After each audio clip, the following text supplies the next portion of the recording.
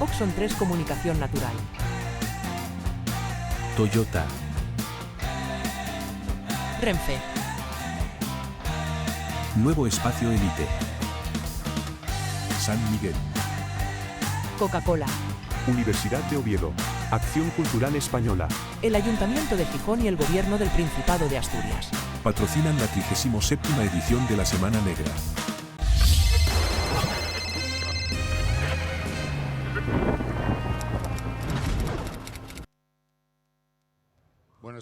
Buenas tardes de nuevo. Semana Negra y continuamos. En este caso con Ignacio Marín.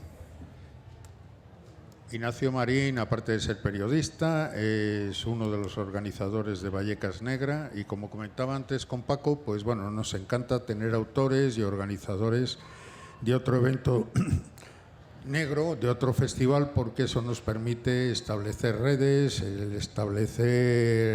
hermanarnos entre nosotros. Incluso ya sabéis que hay un premio literario, que es el premio Paco Camarasa de novela negra, que se falla con todos los festivales, o por lo menos la mayoría de ellos, votando qué novela negra ha sido durante el año la que más ha destacado en el panorama nacional. Ignacio, bueno, bienvenido en primer lugar, Ignacio. Muchas gracias. Eso en primer lugar. Y Ignacio creó a un personaje que fue el subinspector Eugenio Martín, porque siempre me equivoco en el apellido de tu personaje y en el tuyo, hasta tal punto que a ti te inscribí un año como Ignacio Martín y puse el personaje Eugenio Marín, y era al revés. Entonces, este subinspector en su primera aventura se desarrollaba en el posfranquismo o en el momento ese de la transición política, más que nada, ¿no? Y investigaba una serie de crímenes que se estaban produciendo en el servicio, en los trabajadores de un gran hotel de Madrid, que ahora precisamente ese hotel lo compró capital chino. Paco, fíjate. El Hotel Madrid del centro de Madrid, Plaza de España, ahora lo tienen los chinos. Y este subinspector investigaba hacia dónde le llevaban los crímenes, porque era gente trabajadora, gente sencilla, y le ayudaba en aquella investigación pues un sindicalista del incipiente sindicalismo que existía en aquel momento, ¿no? Recordemos que en aquella época se estaba produciendo el Athletic de Madrid ganaba la Liga, y también se producía el proceso 1001, que juzgaban a casi todos los dirigentes de comisiones obreras.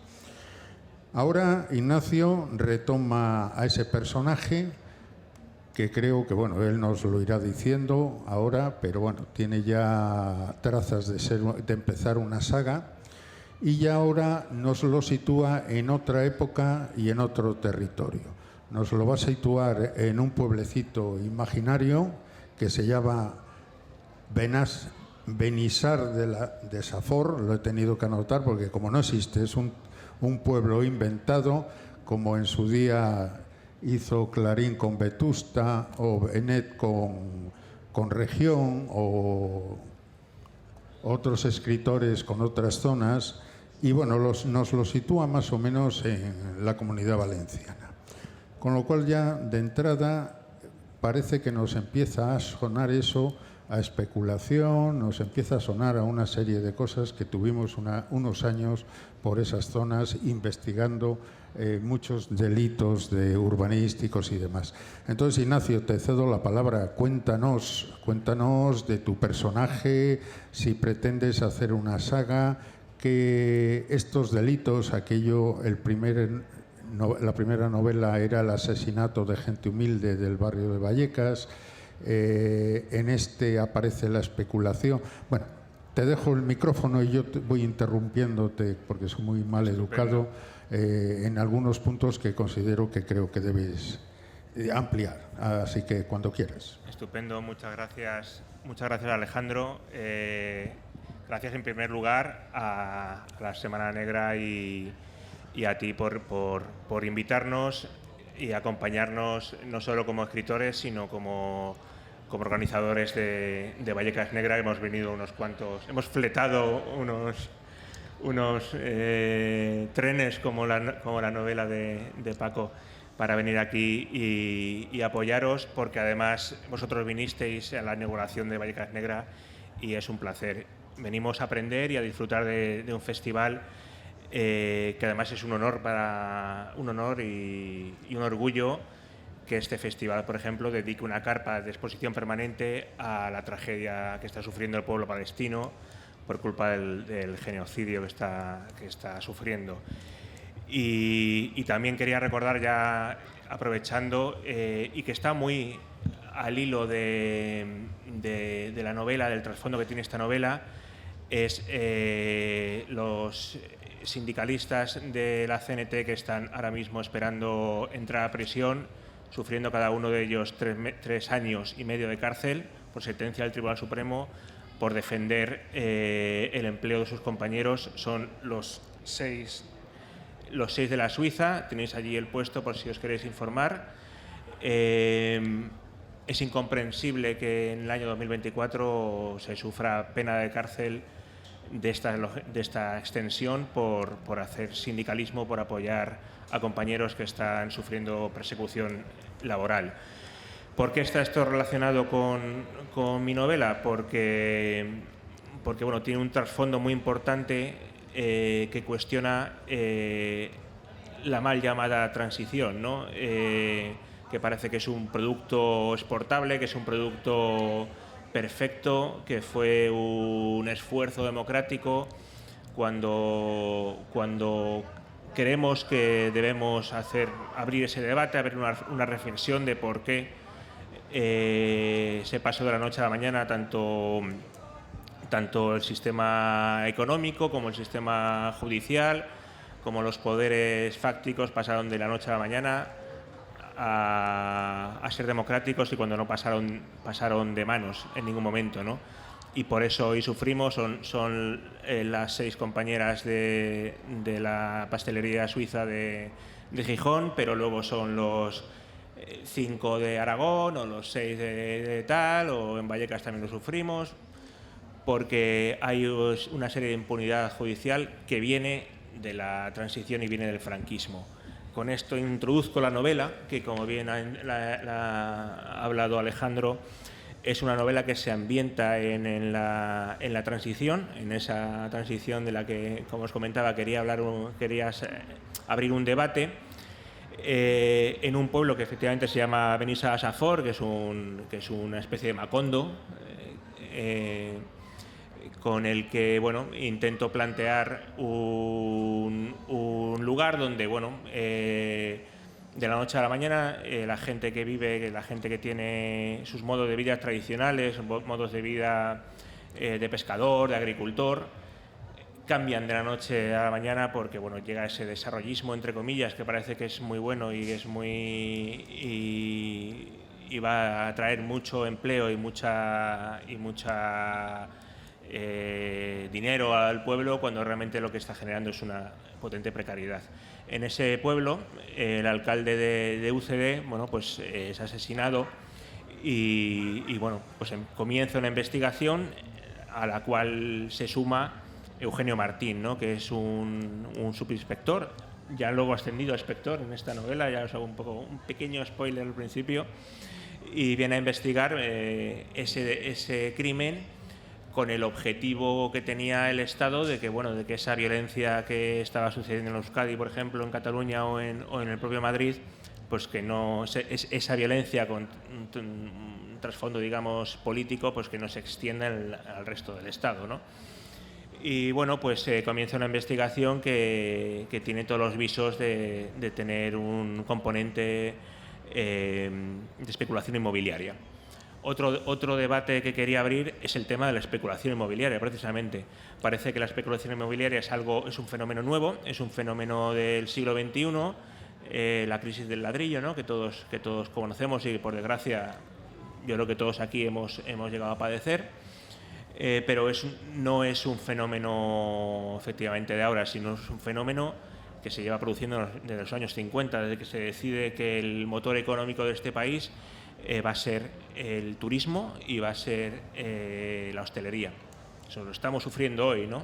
Por eso digo que la transición fue una transacción, porque realmente no cambió nada y el modelo económico en absoluto cambió. Por lo tanto, toda esa gente tiene que sufrir esa especulación, tiene que sufrir ese boom del boom inmobiliario, ¿no? El boom de creación de viviendas, de apartamentos turísticos en este caso en la Comunidad Valenciana, que destruye además las formas de vida tradicionales y que destruye los ecosistemas y que destruye todo lo que rodea al medio ambiente, ¿no? Entonces, ese debate que quería abrir también tiene un componente político, digamos, de influencia de partidos políticos y de grandes empresarios, ¿no? Que, bueno, no es una cosa que me invente yo, una cosa que diga yo o que novele yo, sino que simplemente hay que abrir la hemeroteca, no solo en el año 79 que está ambientada la novela, sino a lo mejor el periódico de hoy, y sabemos todas las relaciones que hay entre el poder, entre la especulación inmobiliaria y entre los poderes políticos, ¿no? Y otro debate también que quería abrir era el de la destrucción de la vida tradicional y los modos de vida tradicional para convertirse en ese desarrollo que os comentaba al principio, que no es, aunque ambiente la novela en la Comunidad Valenciana, realmente no es solo la Comunidad Valenciana esa ruptura del modo de vida tradicional y esa reconversión, digamos, forzosa a ese desarrollo entre comillas, que va a traer bonanza económica y que va a traer mucho bienestar, cuando solo perjudica y solo trae precariedad a la clase trabajadora. No solo se producía relacionado con la Comunidad Valenciana y con el Levante mediterráneo, sino se producía también en Madrid, se producía en las grandes ciudades. En Vallecas aquí tenemos, con honor, por suerte, quería decir, muchos vallecanos y saben la destrucción de la industria. Pero también lo puedo hablar hoy por hoy en Gijón con toda la destrucción de la industria naval, de la industria de astilleros, ¿no? Esta mañana iba con mi pareja a visitar el Museo del Ferrocarril, que la verdad es que es precioso y es muy recomendable. Y uno de los guías estaban hablando de mira, ayer se inauguró la Semana Negra y no hay nada que recuerde aquí que aquí hubo unos astilleros y que eran realmente un motor económico tanto para la ciudad de Gijón como para el Principado de Asturias. Nos falta un poco de memoria también, de memoria industrial, ¿no? Igual que memoria democrática, como memoria industrial, memoria de por qué se levantan las ciudades y por qué esta ciudad fue una ciudad puntera a nivel industrial, ¿no? Esa destrucción de la industria naval y también de todo lo relacionado con el carbón no se ha sabido reconducir a una generación de empleo como hubo en esa época, ¿no? Y es una pena porque supone mucha pérdida de empleo, mucha pérdida de bienestar económico para las familias. Por eso hay que reivindicarlo y bueno, buscar soluciones que yo creo que dependen también de las administraciones públicas. Y bueno, con esta obra quiero hacer esa reivindicación, ¿no? Que parece que estamos perdiendo mucho con ese bienestar, con ese camino a la nueva economía, estamos como perdiendo por el camino mucho empleo y mucho modo de vida tradicional que realmente genera un montón de empleo y un montón de bienestar, ¿no? Antes, tanto enlazando la novela de Paco a la anterior, que nos hablaba del neoliberalismo, o ese concepto que él introduce de nacional-liberalismo, y ahora que tú estás entrando en el tema del turismo como motor económico, hay dos paradojas, y las dejo aquí, que tratasteis, Paco, antes en su obra, y tú. La primera, la del turismo como motor económico. Es curioso observar que la zona más turística de Portugal es Madeira y es la más pobre. La zona turística mayor de España es Cádiz y es la más pobre. Entonces, cuando hablamos del turismo como motor económico, efectivamente estoy contigo que hay que repensarlo. Porque al final vamos al segundo concepto y a la segunda paradoja que quería mostrar. Cuando hablamos de los sectores industriales tradicionales, naval, minería, metal, etcétera, etcétera, etcétera, siempre se produce el debate de la explotación del trabajador, de la industria contaminante, y ahora vamos las nuevas tecnologías, que antes se mencionó con Silicon Valley y con las energías limpias, que intentan sustituir a las anteriores. Las limpias, las que no contaminan. Y os dais cuenta que en esas energías limpias, en esas empresas, no se habla de explotación. Parece que la explotación solo existía en el otro sector. En las nuevas incluso tenemos gran parte de la izquierda defendiendo este tipo de energía, pero no hablan de explotación. Es un nuevo mundo. ¿Y qué hay debajo? Pues, por ejemplo, los que hemos nacido y conocemos perfectamente la economía de las cuencas mineras, sabemos que los empresarios mineros, sobre todo en León, han cambiado el capital porque ya la minería de antracita estaba contaminante, no recibían ayudas, y ahora están cambiando el capital a todas las plantaciones solares por toda Castilla y León. Es decir, el capital se mueve y ahora tiene una ventaja. Hay todo un sector de izquierdas que está con ellos porque es energía limpia y nadie habla del tema de la explotación. Entonces, la verdad es que uniendo ambas novelas veo esa paradoja. Y en la tuya, el tema del turismo. Se ha vendido el turismo como un gran motor social, incluso como una industria en este país, y cuando vamos a las zonas más turísticas son las más pobres. Es que estoy de acuerdo porque parece que el turismo hace 20, 30, 40 años era la panacea, no solo a nivel de desarrollo económico de este país, sino a nivel también de generar oportunidades de empleo, ¿no? Y ya con tu buena referencia tanto a Portugal como a España, pues efectivamente vemos que no, vemos que genera precariedad, genera pobreza y está además destruyendo a nivel de sostenibilidad esos lugares, ¿no? Veremos dentro de 20 años, veremos dentro de 30 años. De hecho, esta mañana estaba hablando con un periodista de La Nueva España que me estaba diciendo, bueno, es que ahora nos estamos viendo ante la amenaza, entre comillas, porque bueno, genera oportunidades de empleo, pero también genera muchos peligros a nivel de la ciudad. Hablo de la ciudad de Gijón, a nivel de cómo esta ciudad va a traer una masa de turismo brutal, porque estamos viendo ya la tendencia de, por culpa del cambio climático, el turismo ya va a ir del sur y del Levante al norte. Prepárense los que son de aquí.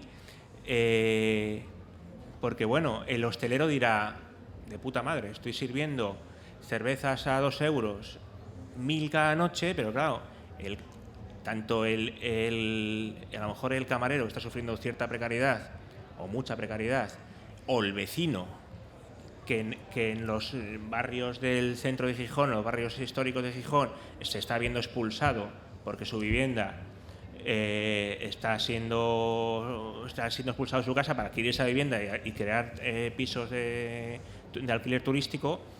Claro, al final, ¿que esa es la panacea del desarrollo? ¿O la panacea también es el tema, como bien dices, de desmontar una industria brutal como puede ser un astillero y montar placas solares? ¿Cuántas personas trabajan en una placa solar? El que mantenga, el ingeniero que la haga y poco más. Claro, son sostenibles, pero bueno, queda muy bien decirlo viviendo en un barrio acomodado y siendo de esa izquierda acomodada, que eso queda muy bien. Pregúntale en mi barrio al operario que lleva 30 años sin encontrar trabajo porque no se ha sabido no es culpa suya. No ha habido los instrumentos por parte del Estado para reconducirle a tener una nueva profesión que no sea precaria. Un tornero fresador que lleva trabajando a lo mejor 40 años, claro, no se sabe, y tiene que estar trabajando el resto hasta que se jubile en una precariedad absoluta e inadmisible. Por tanto, los nuevos modelos económicos nos vienen dados desde fuera, me parece, y estamos viendo que son injustos con la clase trabajadora. Hay este debate, que ahora he sacado este ejemplo, yo recuerdo en México que en la facultad en Querétaro fui a dar una conferencia en la Universidad Autónoma de Querétaro y bueno, al final, eran unas jornadas y en el pincheo, en el café, se me acercó uno de los profesores de la universidad y me resumió todo esto con una frase que además ve uno el choque todavía entre el primer mundo, que tú acabas de decir, en barrios acomodados, y el segundo mundo en desarrollo. Y me dice, ustedes en Europa, cuando ven humo, ven contaminación. Nosotros, cuando vemos humo, vemos trabajo. Con esa frase simplemente me dejó ver la diferencia económica de diferentes países. Estamos hablando de México con 120 millones de habitantes, el país de habla hispana más grande del mundo, ¿no? Y la verdad es que sí, hay que empezarse también a plantear el posicionamiento de la defensa o no defensa, porque tú decías, las placas solares llevan al ingeniero, llevan al otro, al montador, al de mantenimiento, al que aprieta el botón, a 4. Pero esos siguen siendo trabajadores, están igual de explotados y parece que encima se nos vende como que son energías limpias y que no explotan a sus trabajadores. Sí, está claro que yo creo que eso, la situación, claro, lo de las placas solares se está vendiendo como un recurso y una oportunidad para la España, la mal llamada España vaciada, la España, digamos, rural, los grandes espacios de Castilla, por ejemplo, que claro, han sufrido y sufren una emigración salvaje y carecen de cualquier tipo de iniciativa empresarial que no sea algo muy de pyme o no sea algo muy artesanal, ¿no? No puede vivir una provincia entera de vender quesos artesanales, ¿no? Hablo a lo mejor de un Valladolid o de una ciudad, de un Soria. Esto necesita un debate y necesita un esfuerzo que venga desde las administraciones públicas, de que venga desde el Estado, ¿no? Yo considero así, en mi forma de pensar también. Porque no se puede ir dejando caer a provincias enteras, a comunidades autónomas enteras y a economías que son rentables y que generan empleo, porque puede haber otra que a lo mejor rentabiliza más el metro cuadrado o que tiene una inversión más potente. O sea, hay comunidades autónomas que se sustentan directamente de empleo precario. Pues muchas, por el tema de agricultura, está sufriendo una precariedad brutal y está sufriendo una emigración que viene a sufrir y que vienen a sufrir la precariedad. Hablo del turismo, hablo de la agricultura. La solución, yo obviamente no lo tengo, porque si no, no estaría aquí presentando el libro. Sí, no, y además como escritores, novelistas, nosotros no estamos para dar soluciones. Nosotros lo que haces es poner el problema encima de la mesa y hacer reflexionar. Claro, es generar un debate, yo creo que generar el debate y además provocar, porque lo importante también es provocar con nuestra literatura o con la visión artística, estética que se tenga. Esa es la primera misión. Nos quedan 2 minutos, yo te los dejo, Ignacio. Cuéntanos, ¿vas a seguir con las aventuras de nuestro Eugenio Martín? ¿Piensas cambiar? Cuéntanos algo, ¿cuál es el siguiente proyecto? Bueno, pues la verdad es que cuando escribí Edificio España, que fue la primera novela, yo no pensaba que iba a seguir escribiendo, que iba a seguir... Esa novela terminaba allí. Y realmente, además, son novelas que se pueden leer sin haber leído la anterior. O sea, pero realmente los personajes me llamaron, o sea, parece una locura, pero como que me interesaba darles continuidad y además suponer el reto de llevarlos a un sitio para mí ajeno, como es la Comunidad Valenciana, pero planteando otros problemas, ¿no? Planteando, al final escribo también para entretener, pero también para generar un debate, ¿no? Para generar un trasfondo social.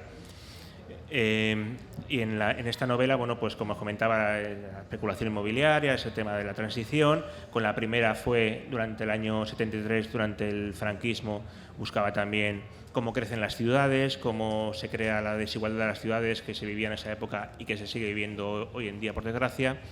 Y sí que estoy trabajando en una tercera parte, ya ambientada en los años 80, vuelve a Vallecas, pero bueno, podría plantearse en cualquier barrio obrero de cualquier mediana o gran ciudad, y es una lacra que sufrió la clase trabajadora con especial virulencia, que fue la heroína, y abrir un debate de cómo pudo la heroína entrar con tanta facilidad y bueno, desactivar a toda una generación que nació en los años 60 en esos lugares.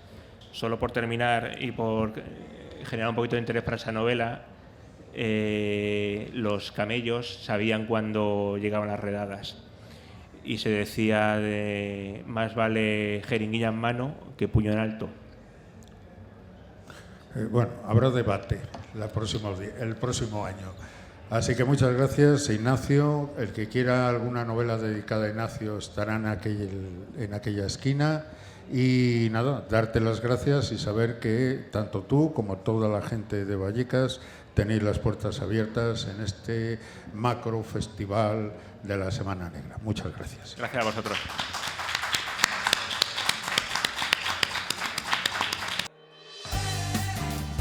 Oxon 3 Comunicación Natural. Toyota. Renfe. Nuevo Espacio Elite. San Miguel. Coca-Cola. Universidad de Oviedo. Acción Cultural Española. El Ayuntamiento de Gijón y el Gobierno del Principado de Asturias. Patrocinan la 37ª edición de la Semana Negra.